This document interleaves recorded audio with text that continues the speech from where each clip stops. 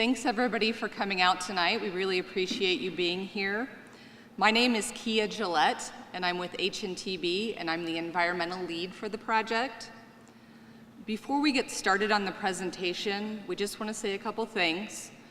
First off, NDOT has listened and will continue to listen, and they've changed the scope of the project based on public and community input. As some of you may know, NDOT did announce their preliminary preferred alternative for the North Split project.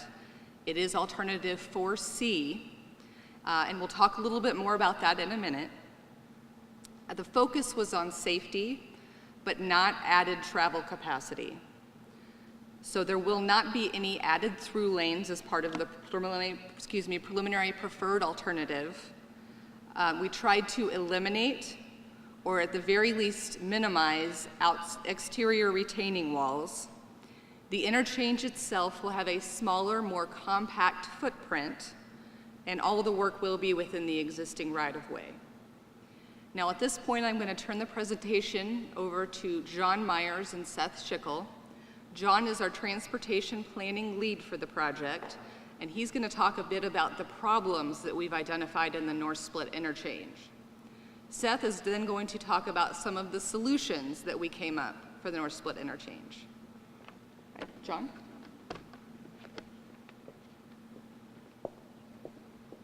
Thank you, Kia. It's been,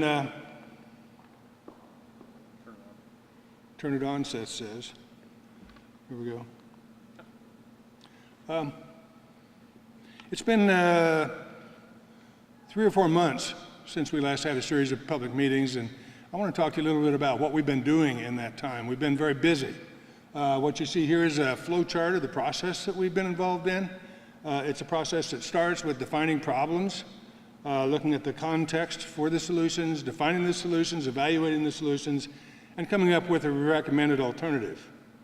The key to any process like this is to do a good job in the beginning in terms of defining problems, and that's going to be my focus. We start with an inventory of what's there in the project area, in the North Split interchange and the connections. And in terms of that inventory, what we found, it's not a secret. We found that the pavement is in poor condition and the bridges are in very poor condition. The interchange was constructed over actually an extended period of time. A part of it was finished in 1968. The last part of the interchange was finished and opened in 1976. The last part of the interstate system to be opened was the east leg, which tied to I70 in September of 1976. So the pavement is 50 years old or more. The bridges are 50 years old or more. It's the initial infrastructure that's still there, and it is beyond its useful life. What you see on the exhibit are the bridges in the project area. Some of these are yellow, some of them are red. The ones that are shown in red dots have less than 5 years of remaining life. The ones that are shown in yellow have less than 10 years of remaining life. So there's a high need to fix this infrastructure, and there's an urgency to do that in the near term. There's been a focus on traffic safety. We've said that all along.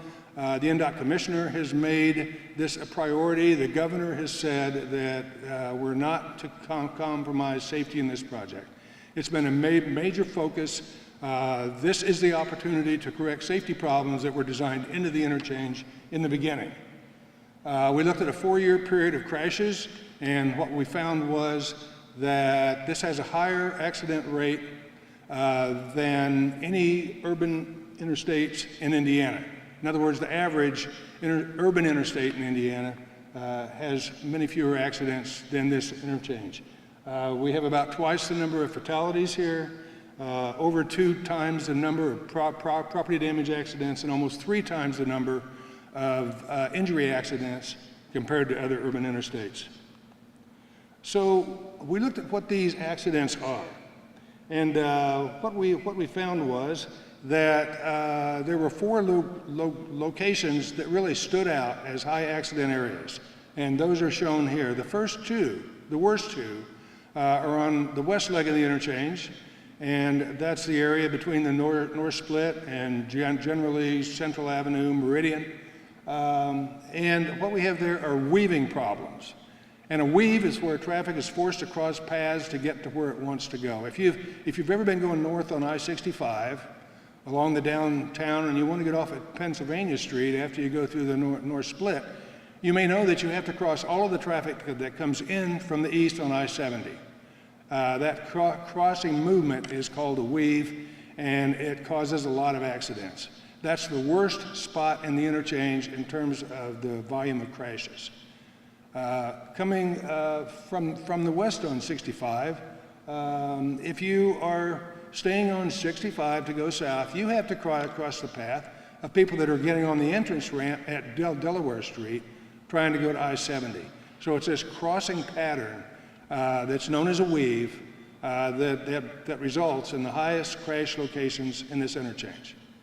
The third highest crash location is a merge point.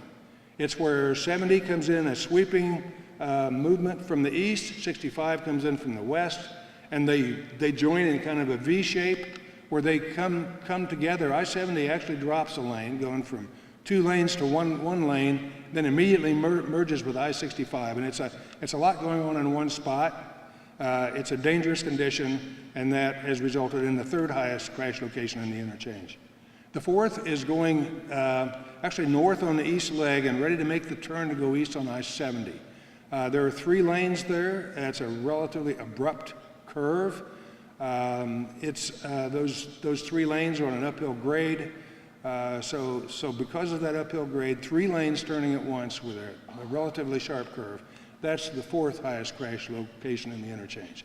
So we've focused in developing our alternatives of correcting these 4 crash conditions.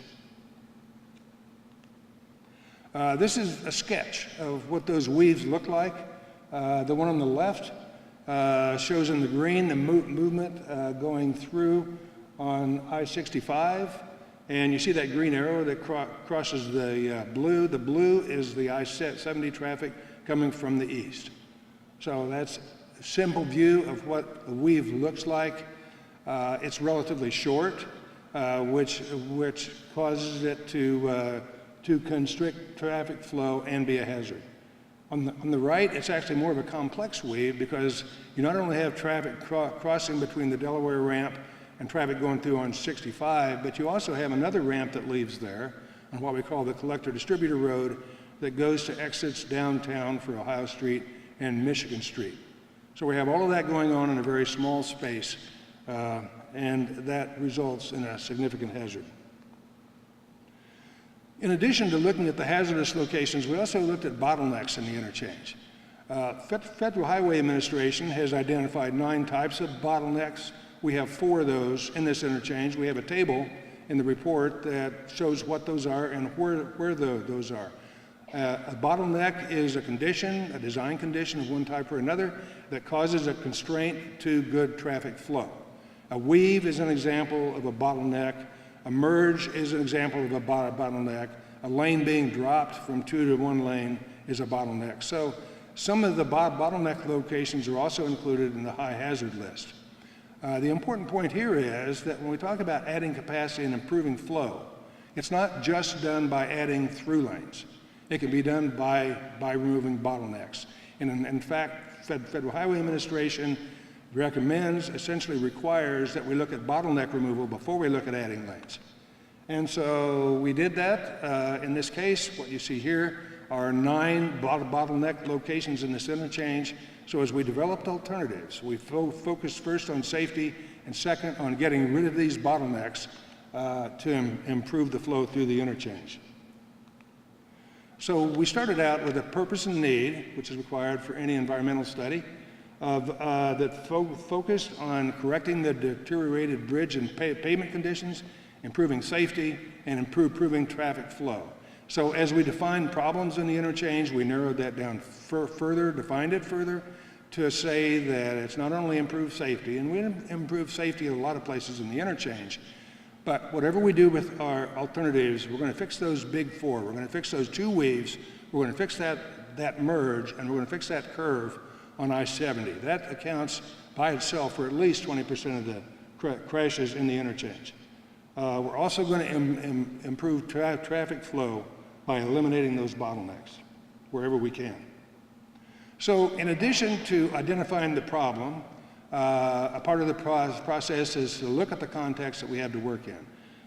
We think of these as constraints to what we might do with the alternatives. We're in a highly developed area. We're surrounded by historic districts. Those are shown in purple on this map. We have parkland immediately north with the Frank and Judy O'Bannon Soccer Park. We have the Monon Trail coming literally through the interchange, which is pretty unusual. Certainly that has to be accommodated. The Cultural Trail ends at 10th Street within the study area. And we also have the CSX Railroad that crosses through within the study area. So we have a lot of things going on, which causes us to be very interested in keeping this as compact as we can as we serve these problems that we've identified. We've also had a lot of input, and this has also had an effect. This is a part of the context of developing alternatives as well. What you see on the right are a series of logos. This isn't all of them. We've had a lot of meetings with agencies and groups as we've gone along. We've made ourselves available to community groups and many others to discuss this project and get input. We've had public meetings and gotten input. And in addition to that, we've coordinated with state, federal agencies, but I think most important are some of the local agencies that we've worked with. We heard from the mayor's office. And just to highlight a few of the important points that we heard there that relate specifically to the physical elements of our alternatives, the mayor asked us to stay within the existing road bed. Now we interpret that to mean let's keep it as much as we can, all if possible within existing right-of-way. He asked us to balance the concerns and the needs of the adjacent neighborhoods as well as the commuters and those who and visitors who come in and out of Indianapolis, so we've worked hard to balance that. The Indianapolis Chamber of Commerce asked us to avoid walls along each leg of the interstate, and also to avoid through lanes, adding lanes through the interchange. So we've taken all this to heart, and it's reflected in our alternatives, and Seth is going to describe those to us. Thanks, John. Thanks, everyone. Literally have a spotlight on me tonight. So with this context in mind that John described, and the input from our community and civic and business leaders, we can start to define those appropriate alternatives to meet the purpose and need for this project. We started by eliminating some. So let's talk first about alternatives 1, 2, and 3, and we called these our low cost or our minimal alternatives. The first one is the no build, and what I've got drawn over here is a picture of the existing interchange, and you can see the existing traffic flows with those arrows. So a no build would leave that in place. Essentially, we would not make any replacements of bridges or pavement. There would be no safety or operational improvements made to the interchange. Number 2 is called Transportation System Management, or TSM, because we love our acronyms. What a transportation system management alternative does is it makes policy or strategy type improvements that may include traffic demand reduction or diversion. Number 3 is bridge and pavement replacement in kind. And so imagine, if you will, if we use some sort of device to pick up all of the existing pavements and bridges, just remove them, and then put brand new ones down in the exact same location. So in-kind replacement, the exact same thing goes back in. Again, with that alternative, we're not going to make any operational improvements, no changes to where the lanes are, just taking the old stuff out and putting new stuff in. So we looked at all 3 of these alternatives in the same level of detail as each other and as the what we'll call the build alternatives that I'll get to in a couple of slides. And we determined that these 3 do not meet our purpose and need. Again, none of them makes improvements to safety. None of them makes improvements to operations. Only one of them makes any improvements to the actual condition of the elements out there. So let's move from these minimum alternatives into an alternative that is like a maximum alternative. I'm going to skip something. So I got 1, 2, 3, and now we'll go to 5. So we'll skip 4 and we'll come back to it in a moment. This alternative is what we would do if we had a non-constrained site. If we could kind of imagine every engineering solution and provide access to every bit of the interstates and downtown area through the North Split. As you can see, it has a pretty significant impact on width. So it requires, it allows all movements, it adds through lanes, and it requires pretty large retaining walls. Again, this alternative does meet our purpose and need. It addresses safety, it addresses conditions, and it addresses traffic flow. And it does so into the future. It does so pretty far into the future. But it does so by adding through lanes. That's how it meets purpose and need. So, as you'll see in a couple of slides here, alternative 4 that I skipped, well, it also meets the purpose and need, but it does so not by adding through lanes, but by addressing the problems that John described, the safety problems that we have, and it does so in a more efficient way. All right, so here is a slide addressing alternative 4. And you'll notice that it's split up into options A, B, and C. All 3 of these interchange options, we'll call them alternative 4 for a moment here, or what we would call an efficient interchange design or reconstruction. So we find a way to meet those same needs. We replace the bridges and pavement. We address the safety problems. We eliminate the bottlenecks and we improve level of service, but we do so in a more efficient way. We have smaller impacts than what we talked about in alternative 5. So first I'll talk to you about what A, B, and C have in common, and then I'll tell you how those options differ from each other. Okay, so first, the common features of alternative 4, they have a smaller footprint. So this interchange, the North Split, was actually designed to be a 4-legged interchange, and that north leg was never built. So alternative 4 takes advantage of the big footprint that we have and redesigns the interchange for just 3 legs. The way it should have been done, but was planned for a 4th future leg. We can also use modernized design features. This was, as John mentioned, it was actually designed in the 50s and the 60s, built in the 60s and 70s. So we have a better understanding of driver expectation. We understand that mainline lanes should go in the middle of an interchange and the ramp should go on the outside. So we can start to take advantage of our new modern design features with these alternatives. All of these alternatives have the same safety improvements at those top 4 crash locations that John talked about. We've got the 2 weaves, the merge, and the curve. We're able to improve bottlenecks, and we're actually able to eliminate the big weave on I65 and I70. So I'll take a moment to explain the big weave. Say you're on I70 and you're coming from the airport into downtown. When you get to the South Split, which is just south of the North Split, makes sense. When you get to the South Split, you are on the left side of the interstate. And I65 traffic is coming up on the right side. When you drive through the downtown area, when you get to the North Split, I65 traffic goes on the left side, and I70 traffic goes to the right. So that right there, that big cross, is what we call the big weave. John talked earlier about the challenges of weaves and the safety problems that come with them. In this big weave area, we know that we can attribute many, many accidents to that weaving motion. In fact, I'm sure you guys all have a story about a truck coming too close to you. So we're able to eliminate that with all of these alternatives. Finally, on this slide, opportunities to improve aesthetics and connectivity. I will say that this is a focus by NDOT on all of their major projects, and we're happy that this is one of the common features for all the alternative 4 options. Okay, I'm going to talk to you guys a little bit about those safety areas that John talked about, how we've solved those issues or how we've approached them. First, we're able to improve that I65 and I70 southbound merge point. So here's a picture, and this orange area is what we're talking about. This is where, like John said, right now we've got 2 I70 lanes, and it kind of jumps down into 1 lane, and then we've got 2 I65 lanes, and they kind of have this fast merge point.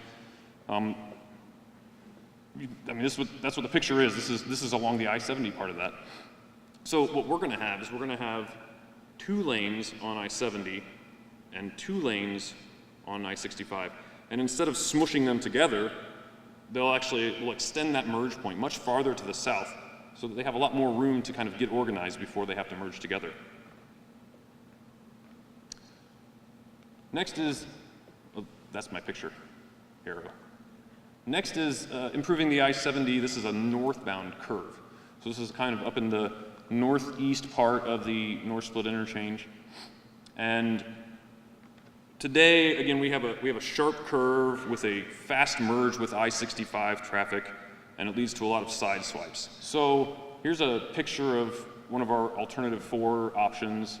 Actually, they all do this. And what we've done here is we've been able to improve that curve. You can kind of see that this is, let's see, I think I've got one of these little, there we go. This ramp here is a much more long, sweeping, gentle curve. It's much smoother, and the merge point actually extends almost off the page here, so much further off the page. Here's what we've got existing. This is where the picture is taken, and here's what we've got existing. We've got this kind of quick turn, and you can see that the new ramp is much smoother curve, and the merge point is much farther. So this happens for all of the alternative 4s. Now I'll talk to you a little bit about the differences between the 4 options. Where do they differ? They differ in the west leg of the interchange. Now, what that means, and I want this to be clear, the east leg, out I-70 that I just had a kind of picture of, and the south leg, which is down towards Washington Street, is identical. So alternative 4A, B, and C are the same on the east leg and on the south leg. They really only differ here at the west leg. So we've got 3 different ways to eliminate the weaves on that west leg. I'm going to show you a picture in a second. I'm going to warn you, it's kind of confusing the first time I saw it. So I'll give you a couple of seconds here to drink this in.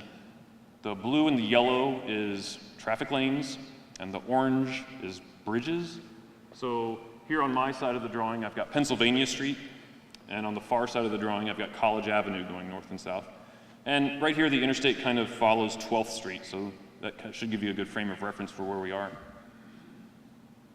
So this orange it's the very large bridge that starts at Alabama Street, and it goes almost all the way over into the West Street interchange. We call that the Monster Bridge. So if you hear me refer to that, that's what I'm talking about, that big orange blob there. We won't be touching the Monster Bridge in this project. So alternative 4A is called Pennsylvania and Delaware ramps closed. This eliminates the weaving movements by closing the ramps that cause the weaving movements. So I've got these 2 ramps would be gone in alternative 4A.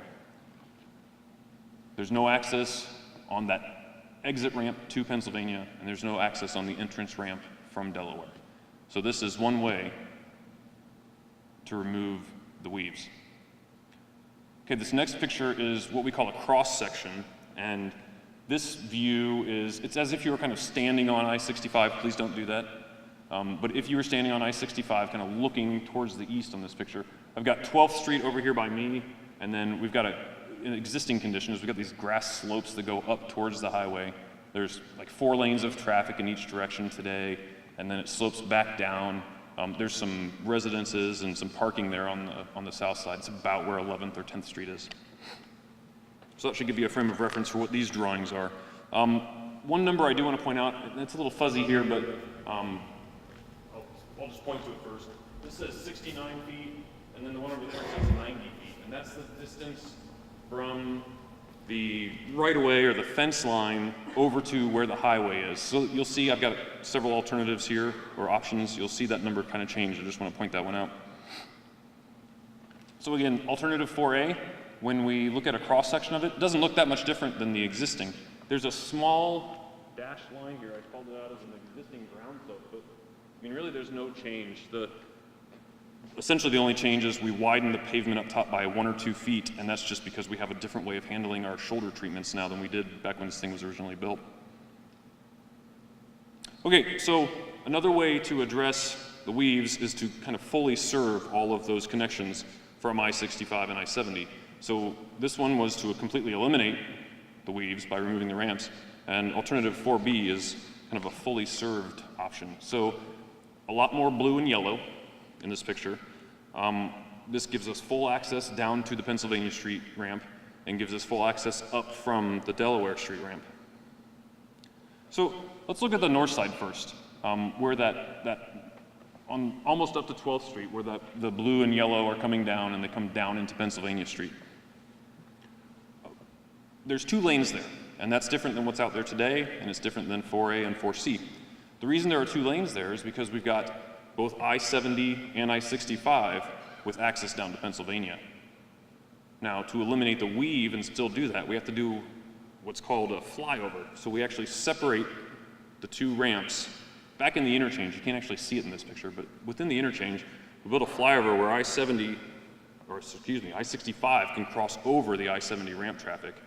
And then once those come down, we don't have enough room here. We have to serve both of those 2 lanes. We don't have enough room to remove them, and we have too much traffic to go down to 1 lane, so we've got 2 lanes on that ramp.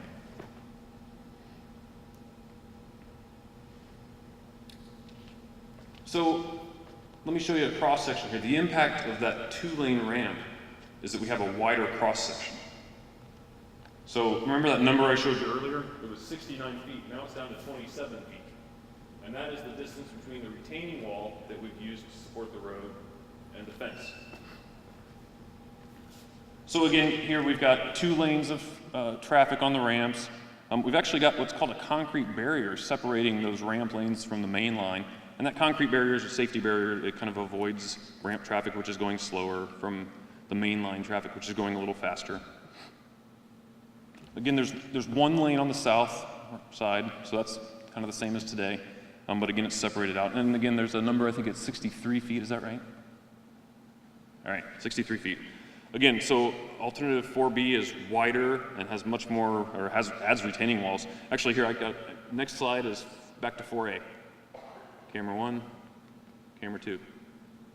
So you can see this is 4A with no retaining walls, 4 lanes in the main line, no extra ramps. And then 4B with the added ramps, added retaining walls, so pretty significantly wider.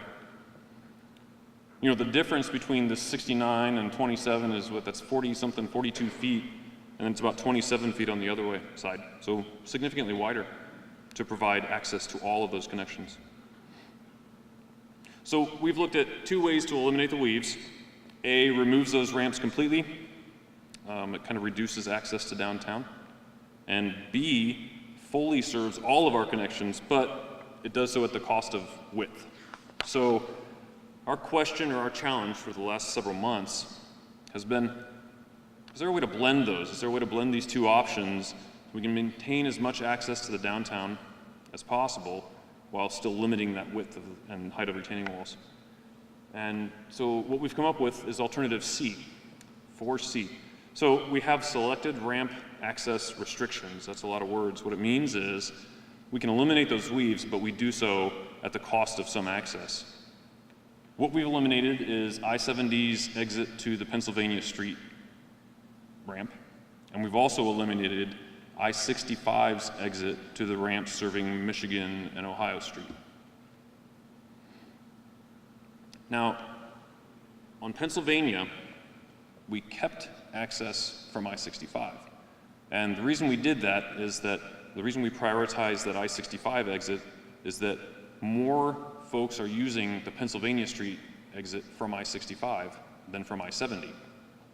So that I70 traffic, the traffic that can no longer exit to Pennsylvania, it's got a few options of where to go. And actually, I've got a drawing I'll show you in a minute. Folks there can go to 21st Street to access the near north side. They can go to West Street to access the west side and the close, I guess, closer down to 10th or 12th Street corridor. And they can also use those Ohio and Michigan Street exits to access the east and central side of downtown core. Now in Delaware, I kind of talked about the Pennsylvania Street side here. So in Delaware, we prioritized access, which was the higher volume again. The higher volume movement from Delaware is to I-70. So we prioritized that by removing the weave and eliminating the safety issue. We were able to continue to provide access from Delaware to I-70. You can also still get to I-65 south and all of those downtown exits on the east side from Delaware. But again, to eliminate the weave, we've removed that access from I65. All right, so I'm going to show you a cross-section of 4C now, and we still do have some widening. We've added a dedicated ramp lane on the north side over towards 12th Street. And I talked earlier about that concrete barrier. One of the interesting parts of a concrete barrier is you use it to separate the movements. You have to put a shoulder on both sides of it. So that shoulder requires some added capacity or added width that isn't there today. So for instance, if you look over on the far side of the drawing, almost all of that widening, I'm going to go stand there, almost all of the widening that has occurred is because of the shoulder width here for that barrier.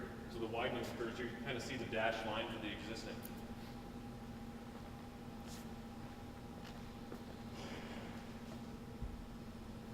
So, okay, let's summarize 4C. We've got some widening on both sides.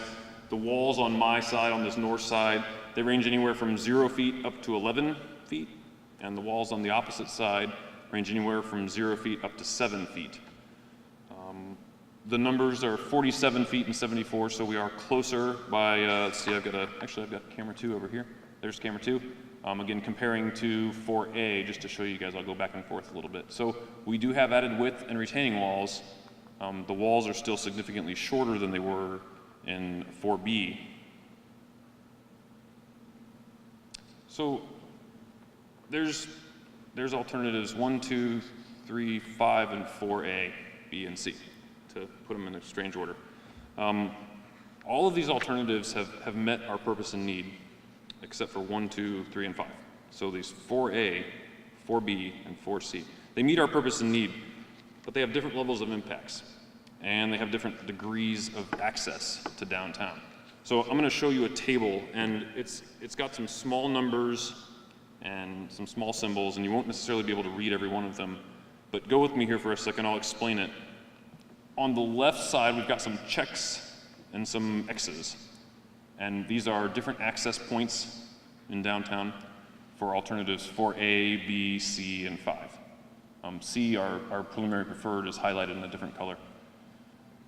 And then on the far side, we've got some numbers. And those numbers represent wall heights or the added width of our pavement or how close we are to that right-of-way line. We've also got some information about costs and if we have added through lanes. So our job right here is to balance access on the left side of the table with walls and width on the right side of the table. 4A, as you can see, has no access to the Pennsylvania and Delaware ramps from the interstates. And it has no walls, none. 4B and 5 have complete access. They've got check marks all the way across. And they've got retaining walls and pretty significantly closer width. I guess we said distance from right-of-way. They're closer to the right-of-way line. 4C, we give up these 2 connections. We've got 2 X's, so we do lose 2 connections. We lose I70 to Pennsylvania and I65 to the Ohio and Michigan. So we give those up, but we do so with drastically shorter walls and significantly less width. So when we consider the trade-offs of walls and width with access, INDOT has made the judgment that 4C provides the best balance. Let me go into detail a little bit on those 2 X's on 4C. So the first one, boom. This slide's big, so it takes a second to load. On the left-hand side, this is movements from I65 southbound. So I65 southbound, the change is in red. We can no longer get to Michigan Street, Ohio Street exits. You can still get to West Street, to Meridian, Illinois, and then you can move around south. You can get all access to 65 and 70, and you can get to Meridian Street in Missouri. So these are the downtown exits that I65 southbound can still use. The one change is in red. On the other side, we've got I70 westbound traffic. So this is traffic coming from westbound. Again, in red, the only change we've got is that you no longer have access to that Pennsylvania Street / Meridian Street exit. You can still use West Street and 21st Street to get to the near north side, and you can still use the downtown exits. To be clear, these are just the exits for downtown. All of the options, all of the 4C options, you can still use all of the through movements on 65 and 70, and you can still gain access between 65 and 70 also.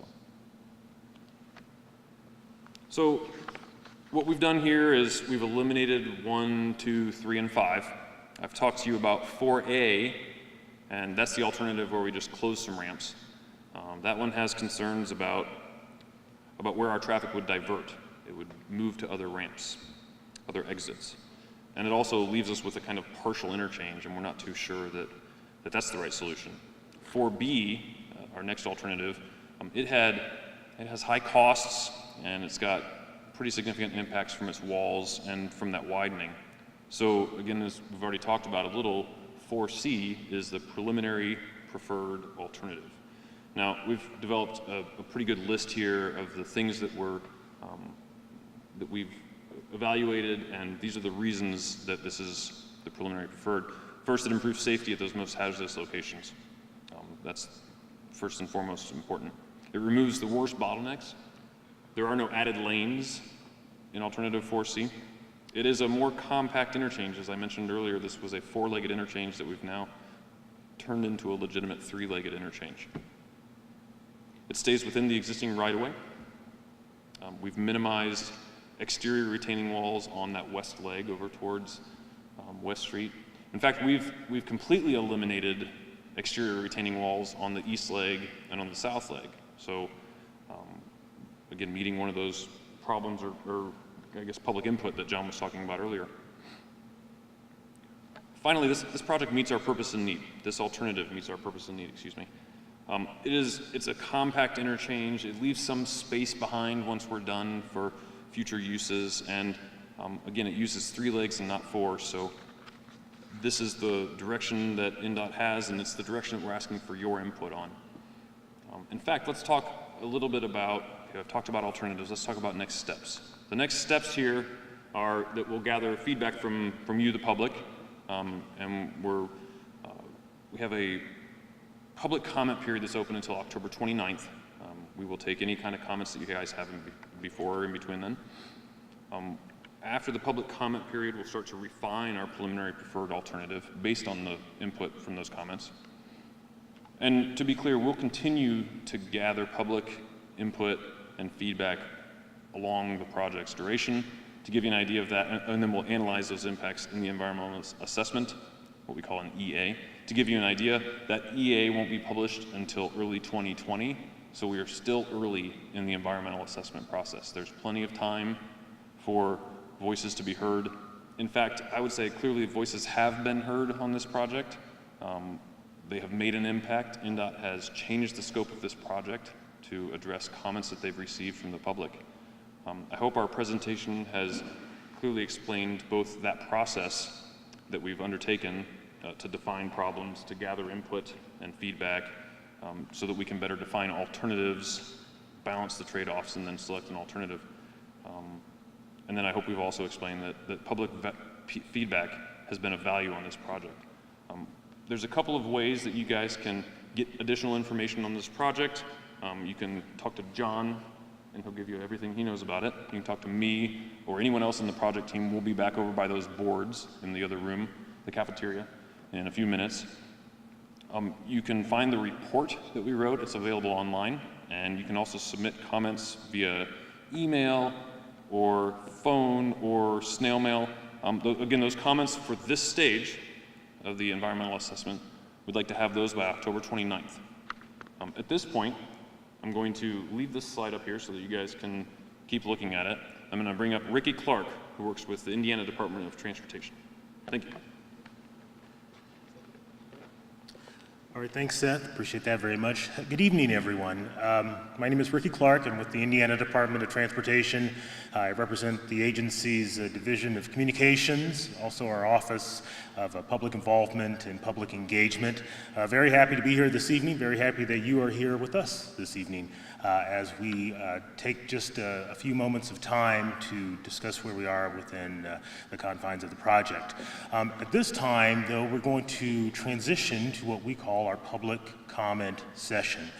You've been so gracious with your time this evening in terms of our presentation, and so this is an opportunity for you, if you'd like to participate in this forum as a speaker, presenting a comment or concern, providing input and feedback with regards to the proposal, with regards to the presentation, or perhaps with regards to maybe something that you're able to discover as part of the open house session before we began the formal presentation.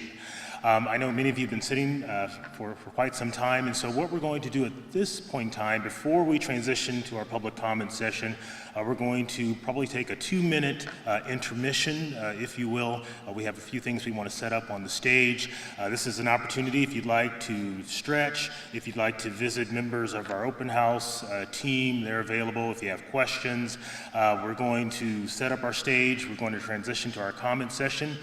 So that'll take us just 2 minutes of time, and then we'll begin with our comment session. A couple things I'll mention, though, before we take our intermission is that during the comment session, we are soliciting comments, statements for the public record. I know many of you will have specific questions, and we would ask that you certainly hold on to those specific questions so that those might be addressed by members of our team in the open house session in the cafeteria.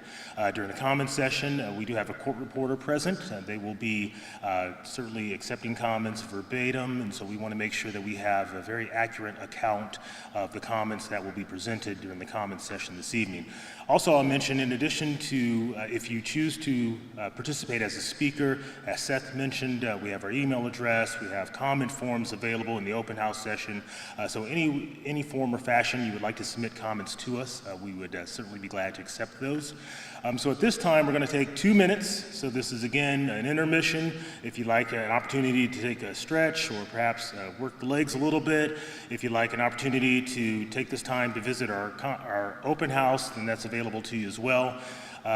Members of our team will be on stage to accept comments, so we'll just take 2 minutes so that we can get our stage prepared for the comment session, and we will begin in just a couple of moments. At this time, we are going to transition to our public comment session. Certainly when the Indiana Department of Transportation, when we host a public forum of this fashion, there are 2 purposes. The first purpose is for members of the project team to present information to you, our audience. And then the second purpose, and probably the most important purpose, is to provide you an opportunity to submit input, feedback, comments in regards to the proposal. So at this time, we're going to transition to our public comment session. And as I mentioned during the comment session, we are soliciting statements for the public record.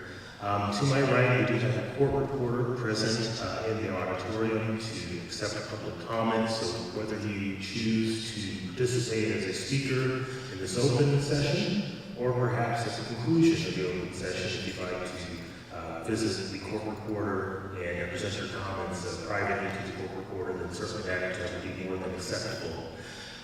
This time, though, we'll transition to our comment session. Many of you might be wondering why we have a stoplight on stage. We're going to utilize the stoplight during our comment session as a timepiece. We're going to utilize the stoplight to help us keep track of time. Certainly we want to be respectful of everyone's time this evening. So what we will be asking, that if you choose to participate as a speaker during the comment session, that you limit your comments to 2 minutes. 2 minutes per speaker. And there's a couple of reasons for that. The first reason is we want to certainly be respectful of your time, and we want to accommodate as many speakers as possible. The 2-minute time limitation will help us do that. A second reason would be also, the school's been very gracious with us this evening, but something around 8 o'clock or so, they would be anticipating that we would be winding down our session this evening. And so the 2-minute time limitation will help us in terms of allowing enough time for speakers, but also being mindful of the school and their time this evening. So we're going to have demonstration. So if you choose to participate as a speaker, we have a microphone at the front of the auditorium. When you see the green light, that is an indication that it is time to speak, time to present your comment, your statement for the public record. At approximately 1 minute and 30 seconds, the green light will disappear and, of course, the yellow light will appear. The yellow light is an indication that you have approximately 30 seconds to wrap up and conclude your comments. So at approximately 2 minutes, the yellow light will disappear and miraculously, there'll be a red light. And the red light will be an indication that your 2-minute time limit has concluded, and if you'd be so kind as to conclude your statement at that time. Now again, if you can't get your entire statement out in 2 minutes, then certainly our court reporter will be available after the formal session to certainly accept those verbal comments as well. So with that, as an introduction, I see one gentleman who's already in place here at the microphone. I was going to mention that as you arrived to sign in this evening, there was a speaker schedule. However, when I went out to check the schedule, no one had signed it. So that could be an indication that maybe everyone wanted to first kind of see what the presentation entailed, then make a determination as to whether or not they would like to participate. And that's completely fine, no problem there. And so, since we have a gentleman that is already at the microphone, we're going to begin with this gentleman. We're going to ask you if you'd be so kind as to state your first and last name, and then the floor is yours, sir. Thank you very much. My name is Tim Harmon. First, I just want to say, Ricky, you're really windy. You're really taking explain things a lot, too much. Second of all, I didn't see anything, and I know right away that I saw very little evidence that you took the rethink 6570. I saw mention of the Chamber of Commerce, I saw mention of the mayor, that I didn't see all those great drawings and all those great ideas that we've been bringing to end up for all these months. I didn't see any of that addressed. So I'd like to hear about that. Thank you. Very well. Very well. Very well said. Thank you, sir. Comments? With our first speaker, perhaps there are others in our audience that have heard from our speaker and the presentation, perhaps that means spoken to a member of our team, the White House, someone else would like an opportunity to have his or her comment into the official public record this evening, have that statement captured by our court reporter.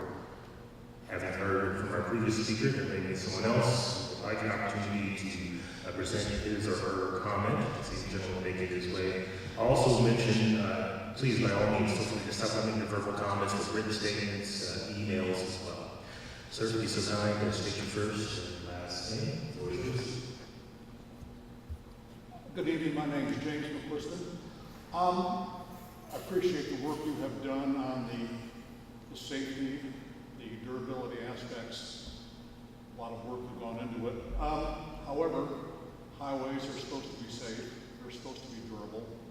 I would view those as duties as opposed to virtues. For 50 years, the interstate has been carving its way through the city, and I've been driving for 30 years and see how it has ravaged neighborhoods. The city, HNTB, this is your city, this is your town. You have been delivered probably the greatest urban renewal, urban planning project in a generation. And it still appears as this is being treated largely as an infrastructure transportation problem. You mentioned your purpose and need. The purpose and need seems to be extremely constrained. You show the map, you're surrounded by historic neighborhoods, yet aside from the sections you have shown of varying wall heights, it appears appears that your consideration of neighborhoods is very constrained to this cordon sanitaire of the interstate. I would encourage you to say you have this incredible opportunity to seize it and make something that we can remember in 50 years as a landmark of planning and design. Thank you. Very well. Very well said. Thank you, sir, for your comments. Another speaker for our speaker session this evening is the Hires Tuesday. First one, the floor is yours. My name is Beth Whitaker, and I would like to echo the statements that were just said. I'm concerned about the community impact of these plans. It's taken over 50 years for us as a city to recover from the devastation of cutting off our neighborhoods. And I appreciate that you're not continuing that by widening these and continuing that divide. Most of our roads right now lead to dead ends at the interstate. So with that, that means that we, as neighborhood residents, have to use the interstate to get to and from within our own city. So some of my concerns are looking at the closing of the exits along where 65 and 70 combine, particularly looking at our south neighborhoods of Fletcher and East Street. Very well. Very well said. Thank you, ma'am. Those comments. Thank you to our speakers for presenting comments thus far. Perhaps I haven't heard from our three speakers. There is someone else in our audience who would like to have the opportunity to have his or her comment into the official public record this evening, have that statement captured by our court reporter. As you're thinking about that, I'll also mention, by all means, for our speakers that are presented, please, by all means, feel free to supplement your verbal statements with written statements as well, emails, comment forms, things of that nature. Do we have additional speakers at this time who would like to have his or her comment entered into the official public record this evening? Very well. Not seeing additional hands, that must mean that members of our audience have lots and lots of questions. And so that's certainly one of the reasons why we're here this evening. If we don't have additional speakers for the formal session, then I would like to invite everyone to please stay after. If you have a statement that you feel more comfortable presenting to our court reporter off to the side in private, that's fine as well. Otherwise, our open house is still continuing in the cafeteria. Members of our project team will be here for as long as you would like us to be, to entertain questions, point out areas of clarification. Members of our panel will be here throughout the evening, so if you want to talk with John actually just left, or Sean. There's John. There's John. Okay, very good. But anyway, members of our project team will be here to entertain questions. So if we don't have any additional speakers at this time, we'll conclude the, not seeing additional hands, very good. And we'll conclude the formal session this evening, but invite everyone to stay after. This is the members of our project team, either at the open house or here in the auditorium. Very good. Thank you so much for joining for your time this evening. Please have a very safe